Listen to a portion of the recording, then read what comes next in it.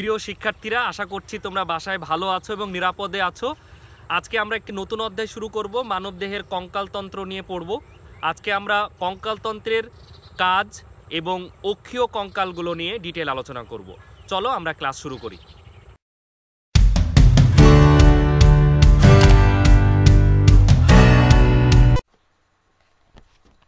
প্রিয় শিক্ষার্থীরা, আজকে আমরা একটি নতুন অধ্যায় শুরু করছি, যেখানে আমরা মানব শারীরতত্ত্বের চলন এবং অঙ্গ চালনা নিয়ে কথা বলবো। অধ্যায় 7। এই অধ্যায়ে আমরা কঙ্কালতন্ত্রের বিস্তারিত এখানে তুলে ধরব। এই অধ্যায়টি শুধুমাত্র থিওরির জন্যই গুরুত্বপূর্ণ না, একই সাথে প্র্যাকটিক্যালের জন্য অত্যন্ত গুরুত্বপূর্ণ। কঙ্কালতন্ত্রের বিভিন্ন অস্থি তোমাকে প্র্যাকটিক্যালে বা ব্যবহারিকে দেখানো হবে। সুতরাং আশা করছি তোমরা এই ক্লাসগুলো বা এই অধ্যায়ের যতগুলো ক্লাস আছে সেগুলো অত্যন্ত মনোযোগ সহকারে দেখবে। কলেজ খোলার পর যাতে আমরা এই মানব কঙ্কালতন্ত্রের প্র্যাকটিক্যাল ক্লাসগুলো এই লেকচারগুলোর উপর ভিত্তি করে আমরা করে ফেলব। সুতরাং মনে রেখো যে প্র্যাকটিক্যালে আলাদাভাবে আর কঙ্কালতন্ত্রের বিভিন্ন অস্থির বর্ণনা দেওয়া হবে না। সেক্ষেত্রে এই ক্লাসগুলোতে আমরা যে শিখব বিভিন্ন অস্থির বর্ণনা, বিভিন্ন কঙ্কালতন্ত্রের উপাদানের বর্ণনা, সেগুলো তুমি ওই প্র্যাকটিক্যাল অংশে শুধুমাত্র তোমাকে হাতে কলমে ওই অস্থিগুলোকে দেখিয়ে দিব, আর থিওরির এই অংশটা তোমার কাজে লাগবে। তাহলে চলো আমরা কঙ্কালতন্ত্র নিয়ে আমাদের কথা বলা শুরু করি। কঙ্কালতন্ত্র তোমরা সবাই জানো। কঙ্কালতন্ত্রের প্রধান উপাদান হচ্ছে মূলত অস্থি, তরুণাস্থি, লিগামেন্ট। লিগামেন্ট হচ্ছে আমাদের যে অস্থি সন্ধিগুলো থাকে সেই অস্থি সন্ধিগুলোকে ঠিক জায়গায় ধরে ধরে রাখে। আর টেন্ডন হচ্ছে আমাদের যে পেশিগুলো থাকে, মাসেল বা ঐচ্ছিক পেশি, এই ঐচ্ছিক পেশিগুলোকে হাড়ের সাথে লাগিয়ে রাখে হচ্ছে লিগামেন্ট, টেন্ডন। আর অস্থি সন্ধি তো আমরা জানি যে এক বা একের অধিক অনেকগুলো অস্থি মিলে যে জায়গাটায় এসে মিলিত হয় সেই জায়গাটাকে বলা হয় অস্থি সন্ধি। তাহলে এই কঙ্কালতন্ত্র যে টাইটেলটা তুমি এখানে দেখতে পাচ্ছ, কঙ্কালতন্ত্রে তোমাকে অস্থি নিয়ে পড়াবো আমি, তরুণাস্থি নিয়ে পড়াবো, এবং অস্থি সন্ধিগুলোকে নিজ জায়গায় আটকিয়ে রাখতে ভূমিকা পালন করে যে লিগামেন্ট সেটা নিয়ে পড়াবো। আবার কঙ্কালতন্ত্রের একটি অন্যতম উপাদান হচ্ছে পেশি, ঐচ্ছিক পেশিগুলো হাড়ের সাথে লেগে থাকে টেন্ডনের মাধ্যমে, সেটা নিয়েও আমরা বিস্তারিত আলোচনা করব। আর অস্থি সন্ধি তো অলরেডি আলোচনা হয়েই যাবে এর সাথে সাথে। তাহলে এগুলো হচ্ছে আমাদের এই অধ্যায়ের প্রধান আলোচ্য বিষয়। কঙ্কালতন্ত্রের উপাদানগুলো যেহেতু তুমি চিনে গেছো, তাহলে কঙ্কালতন্ত্রে অনেক কাজ আছে। এমনটি না যে কঙ্কালতন্ত্র আমাদের বডির একটা স্ট্রাকচার দিয়েছে, এটা তো আমরা দেখেই বুঝতে পারি, নরম অঙ্গগুলোকে রক্ষা করেছে। এছাড়াও সংযোগ তল সৃষ্টি করে, বিভিন্ন পেশি, লিগামেন্ট, টেন্ডন এগুলোকে যুক্ত হওয়ার জন্য যে তল দরকার সেই তলটা সৃষ্টি করে কিন্তু কঙ্কালতন্ত্র। রক্তকণিকা, তোমরা জানো যে 120 ডেজ পর পর লোহিত রক্তকণিকা ভেঙে যায়, তাহলে এই লোহিত রক্তকণিকা তৈরিতে কঙ্কালতন্ত্রের একটা ভূমিকা আছে। হাড়ের মধ্যে যে অস্থিমজ্জা থাকে বা আমরা ইংলিশে বলি বোন ম্যারো, ওই বোন ম্যারো থেকে কিন্তু রেড ব্লাড সেল বা অন্যান্য রক্তকণিকাগুলো তৈরি হয়। সো কঙ্কালতন্ত্রে এখানে একটা গুরুত্বপূর্ণ ভূমিকা আছে। রাসায়নিক শক্তি সঞ্চয় করে, চাপ ও আয়নিক সমতা রক্ষার ক্ষেত্রে এর একটা ভূমিকা আছে। রোগ প্রতিরোধ, শ্রবণ, বিষাক্ত মৌল সঞ্চয়, হরমোনাল যে ক্রিয়া বা হরমোনের কাজ করার যে ক্যাপাবিলিটি সেটা কিন্তু আমাদের কঙ্কালতন্ত্র নিয়ন্ত্রণ করে। তুমি খেয়াল করবা যে অস্টিও ক্যালসিন নামক এক প্রকার হরমোন খরিত হয় অস্থির কোষ থেকে। এটি আমাদের চিনি এবং চর্বির পরিমাণ রক্তে, এই দুটো উপাদানের পরিমাণ কিন্তু নিয়ন্ত্রণ করে। এই জন্য আমরা হরমোনাল ক্রিয়াকেও কিন্তু এর মধ্যে অন্তর্ভুক্ত করেছি। আমরা বিভিন্ন আবর্জনা বা দূষিত পদার্থ যেমন আর্সেনিক, লেড এগুলো কিন্তু সঞ্চয় করে রাখে। এই জন্য আমি একটা পয়েন্টের কথা বলেছি, কিন্তু বিষাক্ত মৌল সঞ্চয় করে। রোগ প্রতিরোধ ক্ষমতা বলেছি কারণ আমাদের এই যে অস্থির যে রেটিকুলো এন্ডোথেলিয়াল তন্ত্র আছে সেখান থেকে কিন্তু রোগ প্রতিরোধক্ষম বিভিন্ন অ্যান্টিবডি তৈরি হয়। এবং একই সাথে আমাদের অস্থিমজ্জা হতে যে পিত্তমজ্জা গঠন করে, এই পিত্ত অস্থিমজ্জায় প্রচুর পরিমাণ চর্বিযুক্ত অ্যাডিপোজ কোষ থাকে, যেগুলো শক্তির আধার হিসাবে কাজ হয়, যেগুলোকে জারিত করে আমাদের শরীর শক্তি তৈরি করে। ক্যালসিয়াম, পটাশিয়াম, ফসফরাস এই জাতীয় খনিজ লবণও কিন্তু সঞ্চয় করে রাখে। প্রায় আমাদের বডিতে যত ক্যালসিয়াম পাওয়া যায় তার 97%ই কিন্তু অস্থিতে জমা থাকে, এবং প্রয়োজন হলে এরা রক্তে খনিজ লবণ কিন্তু সাপ্লাই দেয়। এই জন্য আমাদের রক্তে খনিজ লবণের ভারসাম্য রক্ষাতে এই তোমার কঙ্কালতন্ত্রের কিন্তু একটা বড় ভূমিকা আছে। তাহলে এখানে তুমি অনেকগুলো, আমি প্রায় 10টার উপরে কঙ্কালতন্ত্রের ভূমিকা বলেছি বা মানব কঙ্কালতন্ত্রের ভূমিকা বলেছি, তুমি একটু এটা দেখে ফেলবা, পড়ে ফেলবা, যেটা এমসিকিউ জ্ঞান এবং অনুধাবনের জন্য অত্যন্ত গুরুত্বপূর্ণ। তো আমি কঙ্কালতন্ত্রের যে অংশটা আলোচনা করতে চাচ্ছি, যে এখানে দেখো আমাদের টোটাল কঙ্কালতন্ত্রের অস্থির সংখ্যা হচ্ছে 206টি অস্থি থাকে। এর মধ্যে অক্ষ বরাবর থাকে 80টি, আর উপাঙ্গ বা বিভিন্ন অঙ্গ তৈরি করেছে এদের সংখ্যা হচ্ছে 126টি। তো এর মধ্যে 29টি হচ্ছে করটির, করটিকে আবার করটিকা এবং মুখমণ্ডলীয় অস্থি এবং ম্যান্ডিবল এই তিনটা সেগমেন্টে ভাগ করা হয়েছে। এর মধ্যে করটিকার অস্থির সংখ্যা হচ্ছে 8টা, আর মুখমণ্ডলের অস্থির সংখ্যা হচ্ছে 14টা। আর 14টার মধ্যে কিন্তু ম্যান্ডিবল পড়ে গেছে।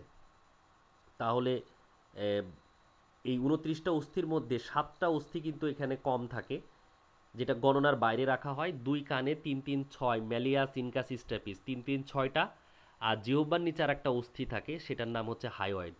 এই 7টা অস্থিকে গণনার বাইরে রাখা হয়, এই জন্য এখানে হিসাব করলে কিন্তু আমরা টোটাল 22টা অস্থি পাবো, আর 7টা অস্থি গণনার বাইরে থাকে।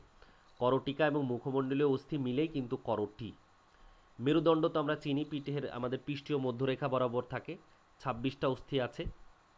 তো এর মধ্যে 26টা যদিও বলা হচ্ছে কশেরুকা বলি, তো 26টা আসলে ছিল 33টা, সেটা একসাথে মিলে গিয়ে হয়েছে 26টা। এটা নিয়ে আমরা একটু পরেই ডিটেল আলোচনা করব। আর বুকের যে খাঁচা বা যেটাকে আমরা বক্ষপিঞ্জর বলি, সেখানে 25টা অস্থি থাকে। এর মধ্যে পরশুকা হচ্ছে 12 জোড়া, বুকের খাঁচার বাম পাশে 12টা, ডান পাশে 12টা, টোটাল 12 জোড়া। 12টা মানে হচ্ছে 24টা।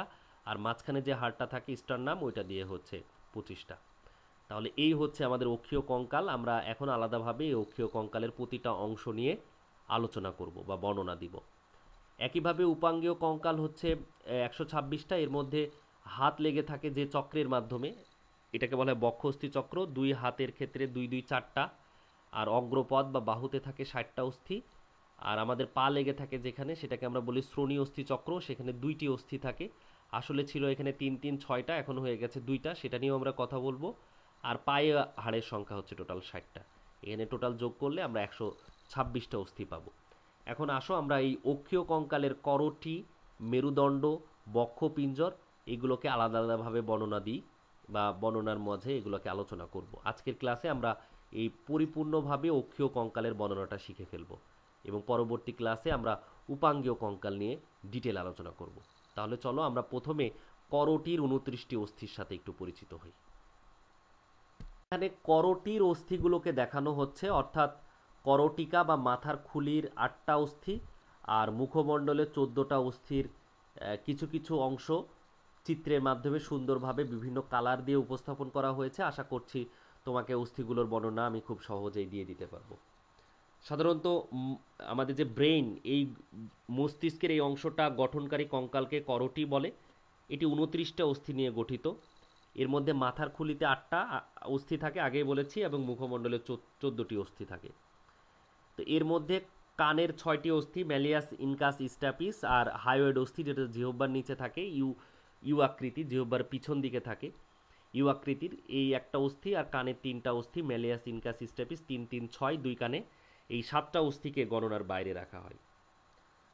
তো করটিকার যে অংশ, এই যে উপরে দেখতে পাচ্ছ, এই অংশটা আমাদের ব্রেনের নরম অংশকে সুরক্ষিত রাখে, এটাকে করটিকা বা ক্রেনিয়াম বলে। 6 ধরনের মোট 4টি সুগঠিত শক্ত ও মজবুত অস্থিপাত দিয়ে আমাদের কিন্তু এই করটিকাটা গঠিত হয়। এবং এখানে যে অস্থিসন্ধিগুলো আছে, এই যে দাগকাটা দাগকাটা দেখতে পাচ্ছ, এই অস্থিসন্ধিগুলোকে বলা হয় হচ্ছে সূচার।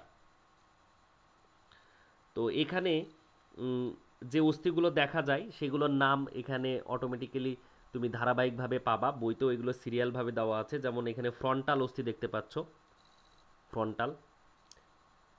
কপাল এবং মাথার সম্মুখভাগ গঠনকারী অগভীর অনেকটা পেয়ালা আকৃতির এই ফ্রন্টাল অস্থি। ফ্রন্টালের পেছনে এই যে এই অংশটা, যেটা এখানে অনেকটা নীল কালার দিয়ে দেখানো হচ্ছে, এটাই হচ্ছে প্যারাইটাল অস্থি। বন্ধনগুলো আগেই বলেছি, সূচারের মাধ্যমে এরা কানেক্টেড থাকে। করটির 2 পাশে টেম্পোরাল থাকে, এই যে এই পাশে একটা, ঠিক অপোজিটে থাকবে টেম্পোরাল অস্থি। করটির পশ্চাৎ এবং অন্তর্ভাগে অবস্থিত অযুগ্ম অক্সিপিটাল অস্থি আছে, যেটা এই যে এখানে দেখানো হচ্ছে পিছন দিকে একটু গ্রিন শেপ দিয়ে এখানে দেখানোর চেষ্টা করা হচ্ছে। করটিকার মেঝে গঠনকারী একটি অযুগ্ম অস্থি থাকে, সেটার নাম হচ্ছে স্ফেনয়েড। স্ফেনয়েড অস্থি এখানে দেখতে পাচ্ছ, এই যে পিছন দিকটায় টেম্পোরালের সম্মুখভাগে একটু ভিন্ন কালার দিয়ে দেখানো হচ্ছে স্ফেনয়েড অস্থি। এবং করটিকার মেঝের সম্মুখ দিকে অবস্থিত জটিল গঠন বিশিষ্ট অনেকটা ত্রিভুজ আকৃতির অস্থিটা হচ্ছে অ্যাথময়েড অস্থি। এই যে এখানে দেখতে পাচ্ছ অ্যাথময়েড অস্থি। করটিকার অক্সিপিটাল অস্থিতে এই পিছন দিকটায় নিচের দিকে এখানে ফোরামেন ম্যাগনাম নামক একটি ছিদ্র আছে, যার মধ্য দিয়ে সুষুম্না কাণ্ড নিচের দিকে কিন্তু প্রসারিত হয়েছে। এবং করটিকার স্ফেনয়েড অস্থি এটা কিন্তু দেখতে অনেকটা বাদুড় কিংবা প্রজাপতির মতো। এতে একটি গর্ত থাকে যার মধ্যে পিটুটারি গ্রন্থির কিন্তু অবস্থান। অ্যাথময়েড অস্থি নসিকা গহ্বরে, নসিকা যে গহ্বর থাকে ফাঁকা জায়গা, সেই গহ্বরকে ব্রেনের অংশ থেকে কিন্তু পৃথক রাখে। এছাড়া এখানে মুখমণ্ডলের অনেকগুলো অস্থিকে দেখানো হচ্ছে। মুখমণ্ডলের অস্থিগুলো সংখ্যা হচ্ছে 14টি। নামগুলো হচ্ছে যেমন এখানে 2টি ইনফেরিয়র নেজাল কক্সা থাকে, 2টি ল্যাক্রিমাল, একটি ইউ আকৃতির ম্যান্ডিবল, 2টি ম্যাক্সিলা, 2টি নেজাল, 2টি প্যালেটাইন, 2টা জাইগোম্যাটিক এবং একটি ভোমার অস্থি নিয়ে আমাদের এই মুখমণ্ডলীয় অস্থিগুলো তৈরি। ম্যাক্সিলাকে বলা হয় ফাঁপা অস্থি বা বায়ুপূর্ণ অস্থি, আর নড়ন ক্ষমতা হচ্ছে একমাত্র ম্যান্ডিবল। এই করটির যে 29টা অস্থির কথা বলেছি, এর মধ্যে ম্যান্ডিবল কিন্তু একমাত্র নড়নক্ষম অস্থি। তাহলে এখানে আমরা করটির যে 29টা অস্থি আছে তার একটা বর্ণনা পেয়েছি। পরীক্ষাতে প্রয়োগ বা উচ্চতর দক্ষতা বা বিশ্লেষণধর্মী প্রশ্নের ক্ষেত্রে এটা আসবে না। এমসিকিউর জন্য এই অস্থিগুলোর নাম অত্যন্ত গুরুত্বপূর্ণ। আশা করছি তোমরা এই করটির 29টি অস্থির বর্ণনা পরীক্ষার জন্য পড়ে ফেলবে। এখন আমরা পরবর্তী অংশ, যেটা অক্ষীয় কঙ্কালের অংশ, সেটা নিয়ে পড়ব। দেখতে পাচ্ছ এখানে কশেরুকাকে দেখানো হচ্ছে। কশেরুকার সংখ্যা কিন্তু 33টা, কিন্তু পূর্ণবয়স্ক একজন মানুষের দেহে সেটা 33টা থেকে 26টায় পরিণত হয়। আমরা গ্রীবাদেশীয় কশেরুকা বা সার্ভাইকাল কশেরুকার এই সংখ্যা দেখছি 7টা। থোরাসিক কশেরুকার সংখ্যা হবে হচ্ছে 12টা, যদিও এখানে 21টা লেখা আছে। এটা একটা প্রিন্টিং মিস্টেক, লেখার সময় হয়তোবা উল্টিয়ে গেছে। এই বক্ষদেশীয় কশেরুর সংখ্যা হবে 12টা। এরপরে দেখছো লাম্বার, এই কশেরুকার সংখ্যা হচ্ছে 5টা। আর নিচের দিকে দেখো স্যাক্রাম, এই কশেরুকার সংখ্যা হচ্ছে, বা শ্রোণীদেশীয় কশেরুকা, এই সংখ্যা হচ্ছে 5টি, যেটা পরবর্তীতে এই 5টি কশেরুকা মিলে গিয়ে একটি কশেরুকায় পরিণত হয়েছে, তখন এটার নাম হয়ে যায় স্যাক্রাম। তাহলে এখানে 4টা কিন্তু ফিউজড হয়ে গেছে, দিয়ে একটাই পরিণত হয়েছে। আর লাস্টে দেখো এটার নাম দিয়েছে কক্কিজিয়াল, কক্কিজে পরিণত হয়। এখানে 4টা কশেরুকা ছিল, 4টা মিলে এখন একটা কক্কিজে পরিণত হয়েছে। তাহলে এই 9টা থেকে দুইটা কশেরুকা হয়ে গেছে, স্যাক্রাম এবং কক্কিজ। আর 7টা এখানে ফিউজড হয়ে গেছে, এজন্য 33টা থেকে এখন আমাদের কশেরুকার সংখ্যা আমরা পাই হচ্ছে 26টা। তাহলে এখানে কশেরুকার একটি বর্ণনা পেলে, এর ভিতরের দিকে আমাদের যে স্নায়ুরজ্জু সেটা সুরক্ষিত অবস্থায় থাকে এবং এই পৃষ্ঠীয় মধ্যরেখা বরাবর একবারে দেহের নিচ অংশ পর্যন্ত এটা বিস্তৃতি লাভ করে। তো এখানে যে কশেরুকাগুলো দেখানো হচ্ছে, এই সার্ভাইকাল কশেরুকার মধ্যে প্রথম, দ্বিতীয় এবং সপ্তম কশেরুকাটা, এই 3টা কশেরুকার আকৃতি ভিন্ন, এই জন্য নামও কিন্তু ভিন্ন। গ্রীবাদেশীয় প্রথম কশেরুকাকে বলা হয় অ্যাটলাস, দ্বিতীয় অ্যাক্সিস, এবং সপ্তম কশেরুকাটার নাম হচ্ছে ভার্টিব্রা প্রমিনেন্স। এবং এখন আমরা একটি আদর্শ কশেরুকার গঠন দেখব, যে একটি আদর্শ কশেরুকা দেখতে আসলে কীরকম। চলো আমরা সেই বর্ণনাটা শিখি এখন। একটি মেরুদণ্ডের সাংগঠনিক একক হলো কশেরুকা। কশেরুকার মৌলিক গঠনে কতগুলো অংশ পায়, তার মধ্যে একটি গুরুত্বপূর্ণ অংশ হলো সেন্ট্রাম, আমি যেটা কার্সর দিয়ে দেখাচ্ছি। এটি একটি কশেরুকার অঙ্কীয় দিকে অবস্থিত একটি চোঙ্গা আকৃতির শক্ত এবং মজবুত অস্থি। মানুষের কশেরুকার অ্যাসিলাস প্রকৃতির, অর্থাৎ সেন্ট্রামের উভয় প্রান্ত সমতল। সেন্ট্রামে কতগুলো ক্ষুদ্র ছিদ্র দেখা যায়, সেগুলোর মধ্য দিয়ে সাধারণত রক্তনালী প্রবেশ করে। এখানে একটি নিউরাল ছিদ্র দেখছো। সেন্ট্রামের পৃষ্ঠ দিকে অবস্থিত গোলাকার বা ডিম্বাকার ছিদ্রকে নিউরাল বা ভার্টিব্রাল ছিদ্র বলে। এর মধ্য দিয়ে সুষুম্নাকাণ্ড ও রক্তনালী কিন্তু প্রসারিত থাকে। এছাড়াও এর গঠনে অনেকগুলো আমরা আর্চ দেখতে পাই, যেগুলোকে নিউরাল আর্চ বলা হয়। কশেরুকার পৃষ্ঠ দিকে অবস্থিত একটি আংটির মতো গঠন বিশেষ নিউরাল ছিদ্রকে ঘিরে এই নিউরাল আর্চগুলো কিন্তু বের হয়। এইগুলো চ্যাপ্টা পাতের মতো অস্থি দিয়ে তৈরি। নিউরাল প্রসেস বা স্পাইনও দেখতে পাবো আমরা এখানে। এই যে প্রসেস লেখায় আছে, স্পাইনাল প্রসেস, আর্টিকুলার প্রসেস, বিভিন্ন প্রসেস দেখতে পাচ্ছ। নিউরাল আর্চ গঠনকারী দুইটি অস্থিপাত নিউরাল ছিদ্রের পৃষ্ঠদেশে মিলিত হয়ে যে কাটার মতো গঠন তৈরি করে, সেটাকে আমরা নিউরাল প্রসেস বা নিউরাল স্পাইন বলি। নিউরাল প্রসেসের গোড়ার দিকে মজবুত অংশকে ল্যামিনা বলা হয়। এই অংশগুলোকে সাধারণত ল্যামিনা বলা হয়, সেটাও এখানে দেখানো হচ্ছে। আর যে সকল প্রসেস আড়াআড়ি বের হয়েছে, এই যে দেখতে পাচ্ছ, এটাকে বলা হয় ট্রান্সভার্স প্রসেস।